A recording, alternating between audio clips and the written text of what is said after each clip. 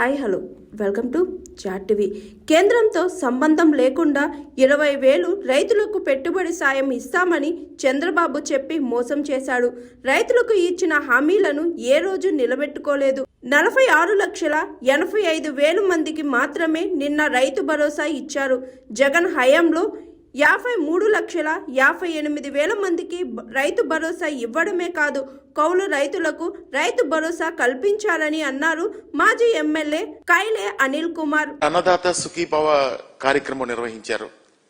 నిన్న అన్నదాత సుఖీభవ కార్యక్రమం నిర్వహించినప్పుడు 4 సార్లు ముఖ్యమంత్రిగా పనిచేసినటువంటి చంద్రబాబు నాయుడు గారు ఆద్యంతం ఆయన ప్రోగ్రామ్ లో చెప్పినటువంటి మాటలు వింటే నిజంగా కూడా చాలా బాధేస్తుంది. ఎందుకంటే 4 సార్లు ప్రతిసారి ఆయనే కోట్ చేస్తారు. 4 సార్లు నేను ముఖ్యమంత్రిని చేశాను, 4 సార్లు ముఖ్యమంత్రిని చేశాను అంటే 4 సార్లు ఎంతమందిని మోసం చేశారు అనే గుర్తొస్తా ఉంది.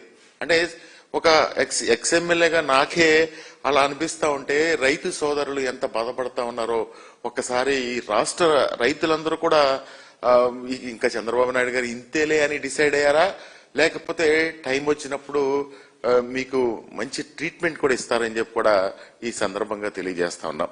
ఎందుకంటే వివరాల్లోకి వెళ్తే 2 సంవత్సరాల ముందు ఎన్నికల ముందు చెప్పారు, దాదాపుగా మాకు కేంద్ర ప్రభుత్వంతో సంబంధం లేదు, కేంద్ర ప్రభుత్వంతో సంబంధం లేకుండా ప్రతి రైతుకి 20,000 రూపాయలు పెట్టుబడి సాయం కింద అందిస్తానని చెప్పారు. మొదటి సంవత్సరం అసలు దాని గురించే మర్చిపోయారు. ఈ సంవత్సరం దాదాపుగా ఒక 10,000 రూపాయలు ఎంతో ఇచ్చినట్టున్నారు. అంటే ఒక్కొక్క రైతుకి 30,000 రూపాయలు వీళ్ళు బాకీ పడిన సంగతి ఈ రాష్ట్ర ప్రజలందరూ కూడా మర్చిపోతారని మీరు ఎందుకు భావిస్తారో నాకు అర్థం కావట్లేదు. ఎందుకంటే ఒక మాట చెప్పినప్పుడు ప్రజలకి ఈ ఒక వర్గ ప్రజలకి అంటే రైతులకి మేలు చేస్తానని చెప్పి మీరు చెబితే రైతులు ఆశపడతారు. కానీ మీరు ఏంటంటే ప్రజలు మర్చిపోతారు, ప్రజల్ని ఎప్పుడు కూడా మోసం చేయొచ్చు అని అనుకోవడం మీ పొరపాటు అని కూడా ఈ సందర్భంగా తెలియజేస్తా ఉన్నాం.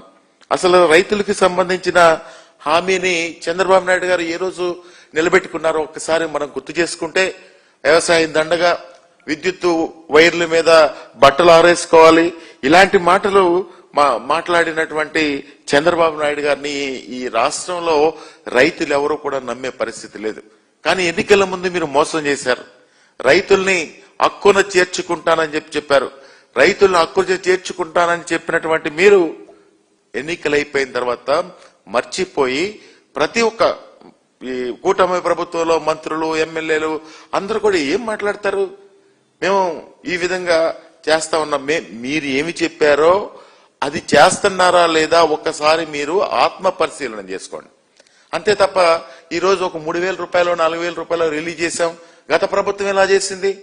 గత ప్రభుత్వం ధైర్యంగా చెప్తా ఉన్నా, గత ప్రభుత్వం రైతు ప్రభుత్వం, రైతు కష్టాలు తీర్చిన ప్రభుత్వం వైఎస్ఆర్ కాంగ్రెస్ పార్టీ ప్రభుత్వం. జగన్మోహన్ రెడ్డి గారు నిత్యం రైతు యొక్క అవసరాలు తెలుసుకుని దానికి సంబంధించినటువంటి ప్రతి గ్రామంలో కూడా ఒక రైతు భరోసా కేంద్రాన్ని ఏర్పాటు చేసి రైతుకి అండగా నిలిచింది జగన్మోహన్ రెడ్డి గారు అని చెప్పి నేను ధైర్యంగా దమ్ముగా కూడా చెప్పగలనని చెప్పి కూడా ఈ సందర్భంగా తెలియజేస్తా ఉన్నా.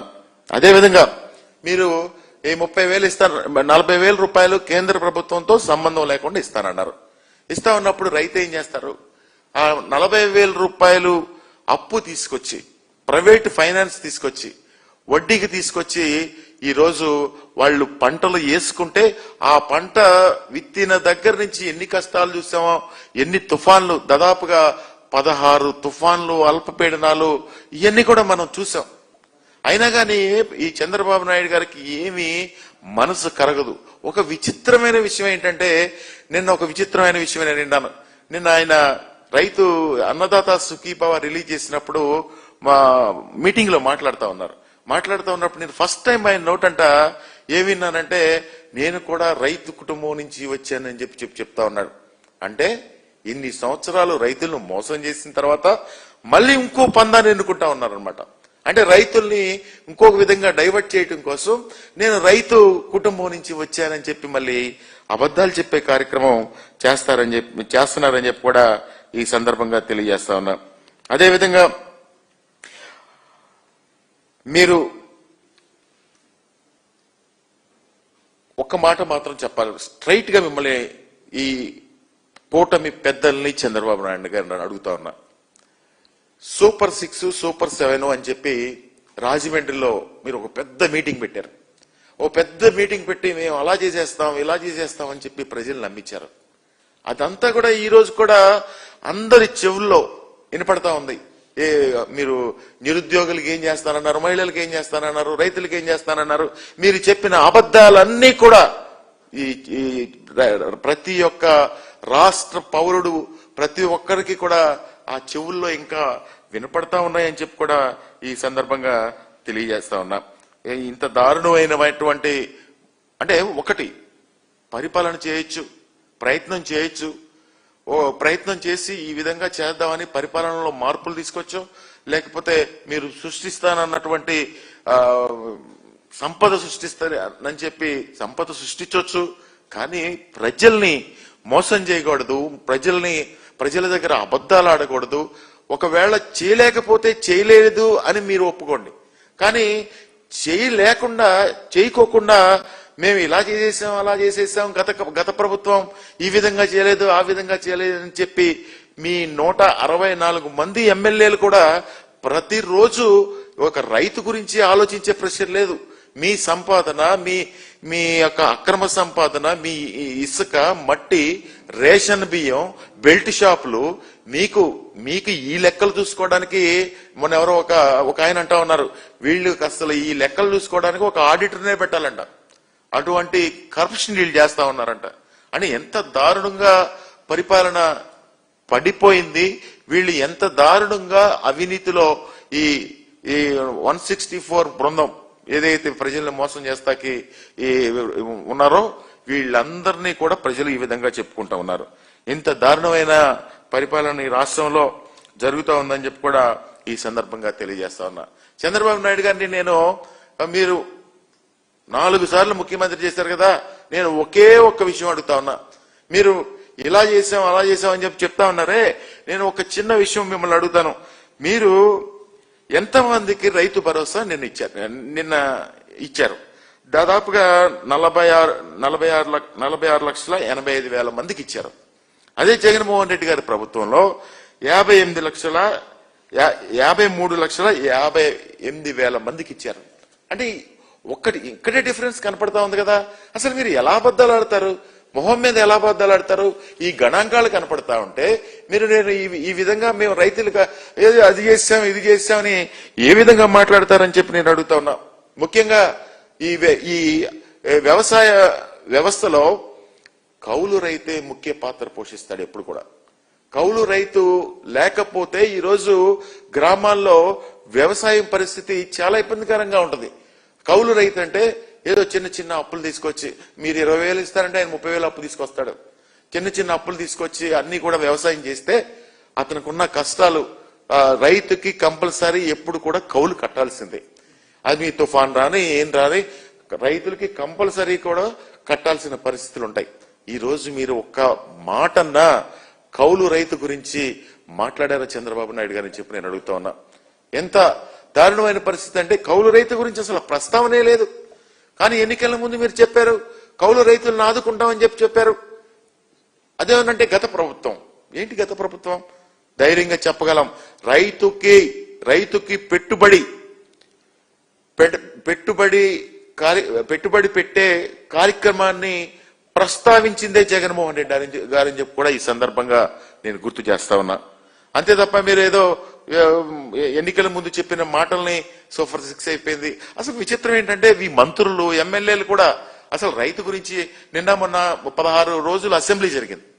ఎవరన్నా ఒక్కరు రైతు గురించి, అంతకుముందు మోండా తుఫాన్ వచ్చింది, ఈ 16 అల్పపీడనాలు వచ్చినాయి, ఇవన్నీ కూడా వీటి గురించి ఒక్క శాసనసభ్యుడు గాని, ఒక సభ్యుడు గాని, ఒక ముఖ్యమంత్రి గాని, వ్యవసాయ శాఖ మంత్రి గాని అసెంబ్లీలో ఒక ప్రకటన చేసిన దాఖలాలు ఉన్నాయని చెప్పి నేను అడుగుతా ఉన్నా.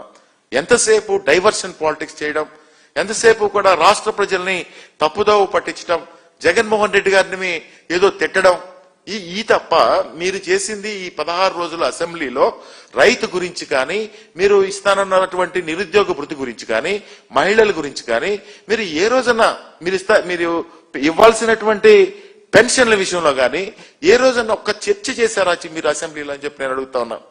అసెంబ్లీలో చర్చ చేయకపోగా జగన్మోహన్ రెడ్డి గారిని ప్రతి నిత్యం ఏదో ఒక మాట మాట్లాడడం, వెకిలి చేష్టల్లో జోకులు వేసుకోవడం, ఏదో సర్కాస్టిక్ గా మాట్లాడడం తప్ప మీరు 16 రోజులు ప్రజాధనంతో నిర్వహించినటువంటి అసెంబ్లీలో మీరు ఒక్క మాట మాట్లాడారని చెప్పి నేను అడుగుతా ఉన్నా.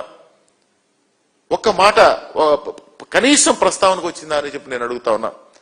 ఎంతసేపు కూడా ఏదో డాన్సులంట, ఆటలు ఆడండి, కానీ మీరు ప్రజలకి న్యాయం చేసి ఆటలు ఆడండి. ఆటల్లో ఆట ప్రజలు ఏం చెప్పుకుంటా ఉన్నారంటే వీళ్ళ ఆటలేంటో, వీళ్ళ డాన్సులు ఏంటో, ఆ డ్రెస్సులు ఏంటో, వీళ్ళు ప్రజాప్రతినిధులా లేకపోతే ఇంకా నాకైతే అలవాటు లేదు లేకపోతే అనేసేవాడిని, చాలా వీళ్ళు ప్రజాప్రతినిధులా లేకపోతే ఏదో చెప్తున్నారు. ఈ రాష్ట్రంలో ఇక్కడ ఉన్నటువంటి చట్టసభల్లో ఉన్నటువంటి సభ్యుల గురించి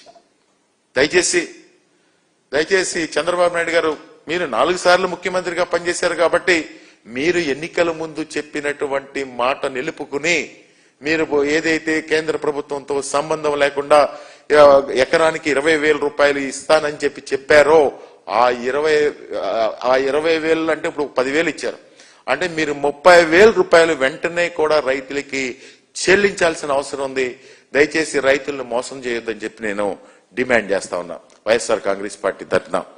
అదేవిధంగా పంట ఈ అన్నదాత సుఖీభవ మీరు పెట్టుబడి పెట్టే తంతు ఈ విధంగా ఉంటే రైతు పండించుకున్నటువంటి పంటకి గిట్టుబాటు ధర ఇచ్చే విషయంలో మీరు ఏ విధంగా చేశారో ఒకసారి చెప్పండి.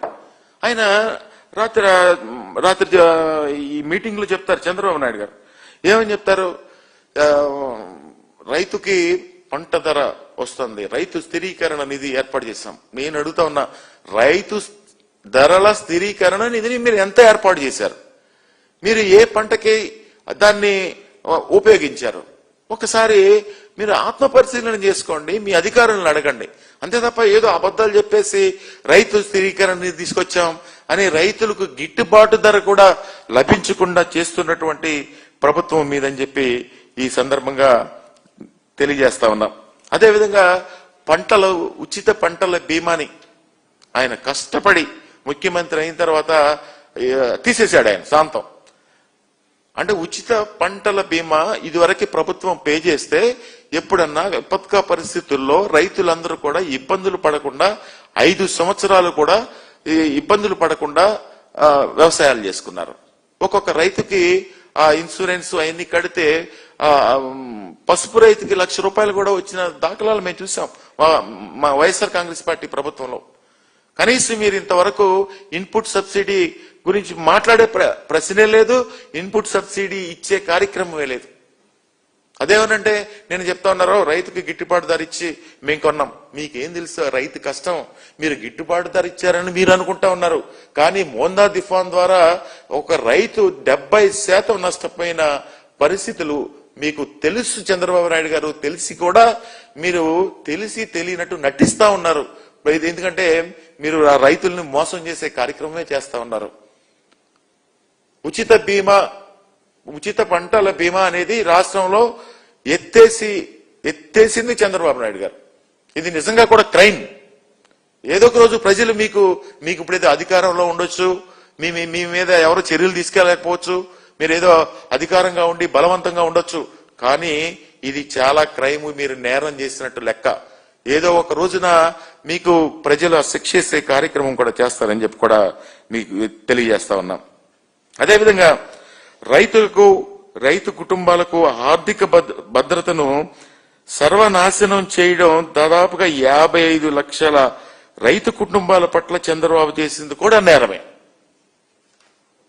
ఇన్ని కార్యక్రమాలు చేస్తా ఉన్నారు. కొత్తగా మళ్ళా నేను రైతు కుటుంబం నుంచి వచ్చానని చెప్పి కొత్తగా ఈ కబుర్లు చెప్పడం మొదలు పెట్టారు. అదేవిధంగా దాదాపుగా మోందా తుఫాన్ కూడా వచ్చి అక్టోబర్ నెలలో మోందా తుఫాన్ వచ్చింది.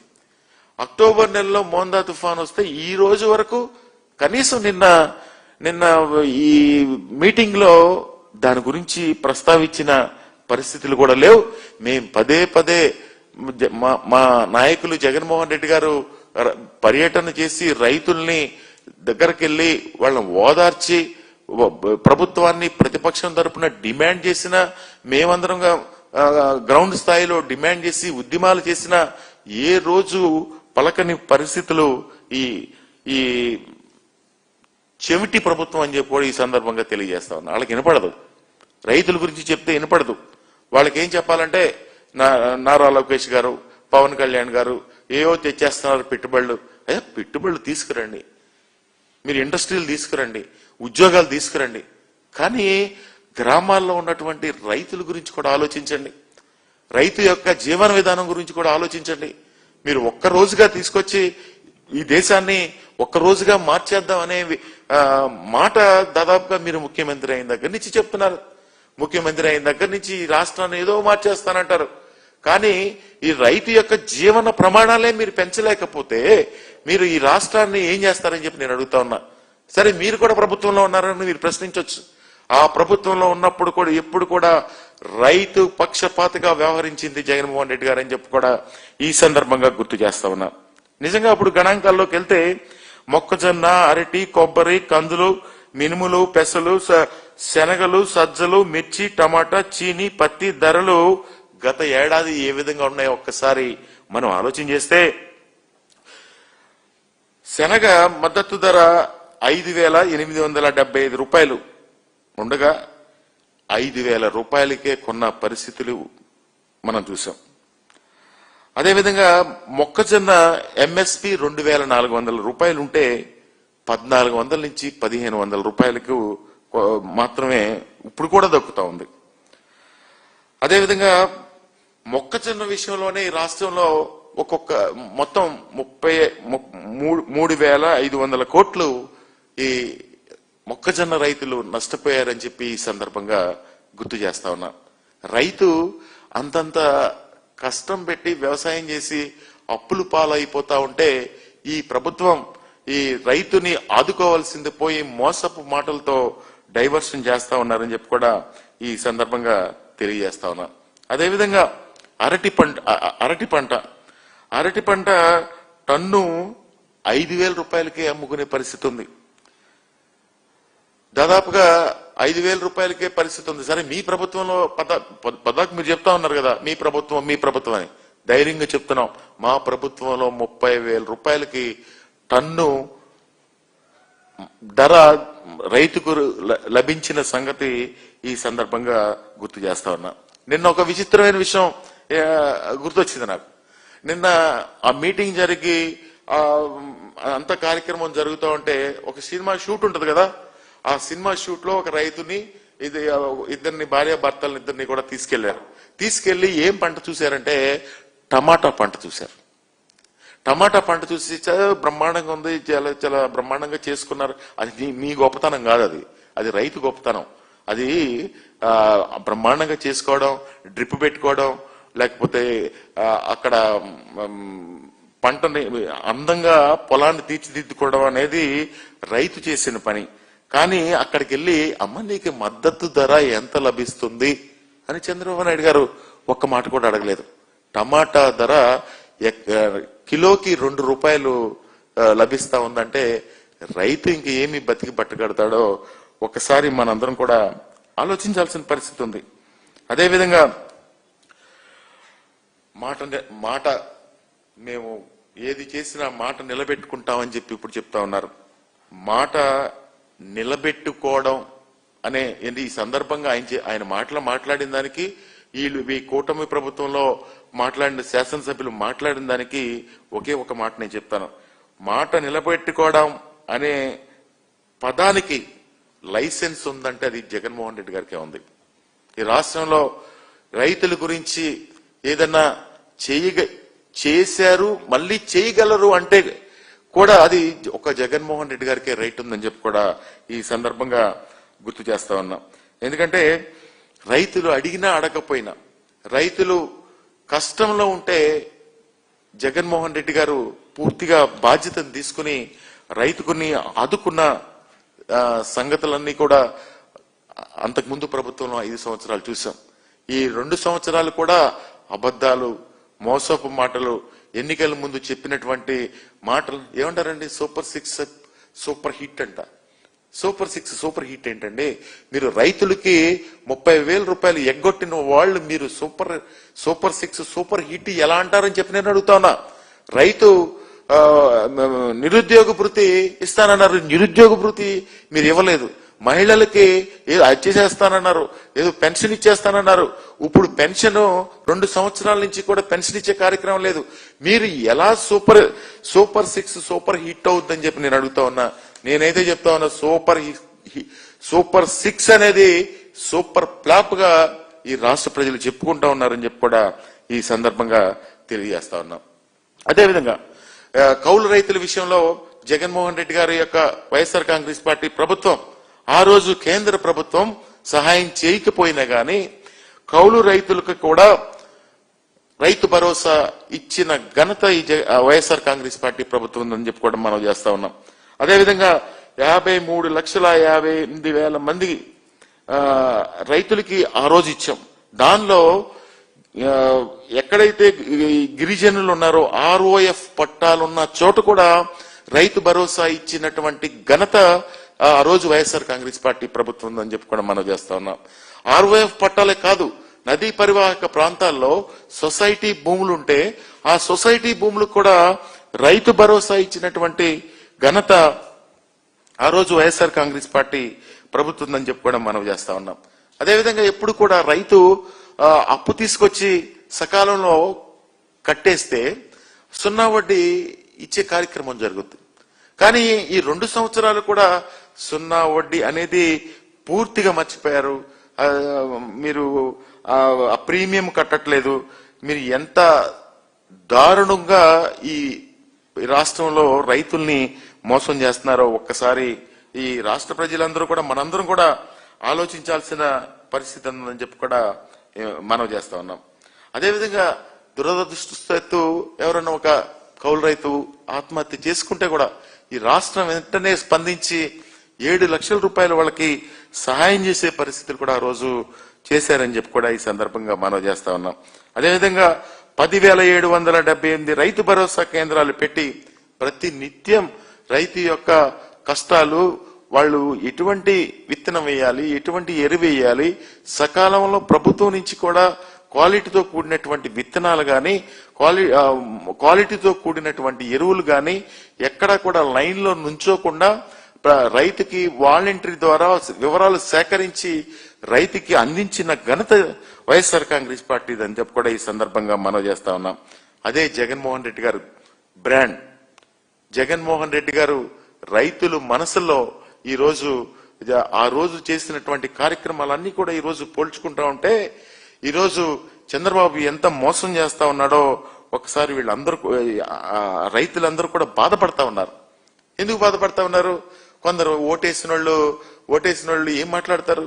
ఓటేసిన వాళ్ళు ఏమో లోనకెళ్ళి బాధపడుతున్నారు, ఓటైన వాళ్ళు బయటకు వచ్చి తిడతా ఉన్నారు. ఇటువంటి పరిస్థితులు నెలకొనటం చాలా బాధాకరం అని చెప్పి కూడా ఈ సందర్భంగా మనవి చేస్తా ఉన్నాం. అదేవిధంగా రైతులు రైతు కూలీలు వీళ్ళందరూ కూడా ఆత్మహత్యలు చేసుకుంటా ఉంటే దాదాపుగా 2025లో 393 మంది రైతు కుటుంబాలకు, అలాగే 2,472 మంది రైతు కూలీల కుటుంబాలకు పరిహారం ఎప్పుడు ఇస్తారని చెప్పి మేము అడుగుతా ఉన్నాం. వీళ్ళందరికీ కూడా పరిహారం ఇవ్వాల్సిన బాధ్యత ఈ ప్రభుత్వం అని చెప్పి కూడా అడుగుతా ఉన్నాం. ఈ విషయాలన్నీ కూడా ఒక్క రోజు కూడా అసెంబ్లీలో ప్రస్తావించారు మీరు ఎప్పుడన్నా? కనీసం అసెంబ్లీలో మీరు ఈ 16 రోజుల్లో రైతు గురించి ఎప్పుడైనా మాట్లాడారా? ఆత్మహత్య చేసుకున్న వాళ్ళ గురించి ఎప్పుడైనా మాట్లాడారా? ఒక్కసారి మీ విజ్ఞతకి ఒకసారి మీ ఆత్మ పరిశీలన. ఎందుకంటే ప్రజలు మిమ్మల్ని ఎన్నుకున్నారు. ప్రజలు మిమ్మల్ని ఎన్నుకున్నప్పుడు ప్రజలు మా శాసనసభ్యుడు వెళ్ళి అసెంబ్లీలో ఈ సమస్యని ప్రస్తావిస్తే ఈ సమస్య ఈ ప్రాంతంలో ఎవరైనా ఆత్మహత్య చేసుకుంటే అసెంబ్లీలో ప్రస్తావిస్తే న్యాయం జరుగుద్దనే ఒక విజ్ఞత కూడా ఈ శాసనసభ్యుడికి లేకపోవడం చాలా దారుణమైన విషయం అని చెప్పి కూడా ఈ సందర్భంగా గుర్తు చేస్తా ఉన్నాం. వాళ్ళ పని ఏంటంటే దోచుకోవడం, దాచుకోవడం, ఇదే పనిలో వాళ్ళు ముందుకెళ్తా ఉన్నారు తప్ప ఈ రాష్ట్రంలో రైతుల గురించో, నిరుద్యోగ భృతి గురించో, లేకపోతే ఇంకో విషయం గురించో ఆలోచించే పరిస్థితులు లేవని చెప్పి కూడా ఈ సందర్భంగా తెలియజేసుకుంటూ, ఈ వైఎస్ఆర్ కాంగ్రెస్ పార్టీ తరఫున మేము డిమాండ్ చేసేది, మీరు ఏదైతే మీరు ఎగ్గొట్టిన 30,000 రూపాయలు ఉన్నాయో అవన్నీ కూడా అందించాలి. మీరు 0 వడ్డీని పునరుద్ధరించాల్సిన అవసరం ఉంది. అదేవిధంగా మీరు ప్రీమియం కూడా ప్రభుత్వం నుంచి కట్టాల్సిన అవసరం ఉంది. మధ్యలో ఇంకొక విషయం మర్చిపోయాను నేను. ప్రభుత్వం సరే ప్రీమియం కట్టట్లేదు, ఈ రైతు ఏదైతే ప్రీమియం కట్టాడో ఆ రైతుకు కూడా ఇంతవరకు దానికి సంబంధించినటువంటి క్లెయిమ్ ఇంతవరకు కూడా 1 రూపాయి కూడా ఈ రాష్ట్రంలో వచ్చిన పరిస్థితులు లేవని చెప్పి కూడా ఈ సందర్భంగా తెలియజేసుకుంటా ఉన్నా. మేము వైఎస్ఆర్ కాంగ్రెస్ పార్టీ తరఫున మేము ఒకటే డిమాండ్ చేసేది, ప్రభుత్వం తరఫున మీరే ఆ ప్రీమియం కట్టాల్సిన అవసరం ఉందని చెప్పి కూడా మనం చేస్తా ఉన్నాం. అదేవిధంగా ఈ 2 సంవత్సరాల్లో మీరు యూరియా సరిగ్గా సప్లై చేయలేదు, మళ్ళీ రాత్రి యూరియా స్టోరీ ఎత్తుకొచ్చి యూరియా గురించి, యూరియా అసలు మనం దాన్ని పనికిరాదని చెప్తా ఉన్నాడు చంద్రబాబు నాయుడు గారు. అది ఎంత దారుణమో ఒక్కసారి మనందరం ఆలోచించాలి, రాష్ట్ర ప్రజలు కూడా ఆలోచించాలి. యూరియా పండించకూడదు, క్యాన్సర్ వస్తుంది అంటారు ఒకసారి. అదేవిధంగా వరి పండించకూడదు, షుగర్ వస్తుందని అంటారు. ఆయనకి లాగా అందరూ కాస్ట్లీ బియ్యమో, కాస్ట్లీ మినరల్స్, కాస్ట్లీ లేకపోతే కాస్ట్లీ ఫుడ్ అంతా తినే పరిస్థితి రాష్ట్ర ప్రజలకు ఇంకా రాలేదు. మీరు అప్పుడు తీసుకురండి, తీసుకొచ్చి ఆ రోజు వరి తినడం మానేమని చెప్పండి. అదేవిధంగా లేదు, మీరు మంచి రైతులకి మేలు చేయాలనుకుంటా ఉన్నారు, మీరు ఇంకొక పంటను తీసుకొచ్చి ప్రోత్సహించి రైతుల్ని ఆదుకోండి, ఆదుకుని రైతుని ముందుకు తీసుకురావాలి తప్ప వరి తింటే క్యాన్సర్ వస్తుంది అంటే ఏంటి ఇంత దారుణమైన మాటలు మాట్లాడతారు? అదేమనంటే తిరుపతి లడ్డూలో కల్తీ జరిగినట్టే ఈ వరి తింటే క్యాన్సర్ వచ్చిన పరిస్థితులు అలా మాట్లాడుతూ ఉన్నాడు ఆయన. ఇవన్నీ కూడా ఒక్కసారి రాష్ట్ర ప్రజలందరూ కూడా గమనిస్తా ఉన్నారు. వైఎస్ఆర్ కాంగ్రెస్ పార్టీ తరఫున మేమైతే డిమాండ్ చేస్తా ఉన్నాం, మీ ఏమైతే ఈ చేయాల్సిన కార్యక్రమాలు రైతులకు ఉన్నాయో అవన్నీ కూడా చేయకపోతే వైఎస్ఆర్ కాంగ్రెస్ పార్టీ తరపున రైతుల పక్షాన మేము పోరాడతామని చెప్పి కూడా మనం చేస్తా ఉన్నాం. అదేవిధంగా ఇప్పుడు కాదు, ఎప్పుడు కాదు, అప్పుడు కాదు, రాబోయే కాలంలో ఎప్పుడైనా సరే రైతు పక్షపాతి వైఎస్ఆర్ కాంగ్రెస్ పార్టీ అని చెప్పి కూడా ఈ సందర్భంగా తెలియజేసుకుంటూ సెలవు తీసుకుంటాను. Hi, this is Swathi. Like చేయండి, షేర్ చేయండి, కమెంట్ చేయండి అండ్ సబ్స్క్రైబ్ చేయండి GRTV.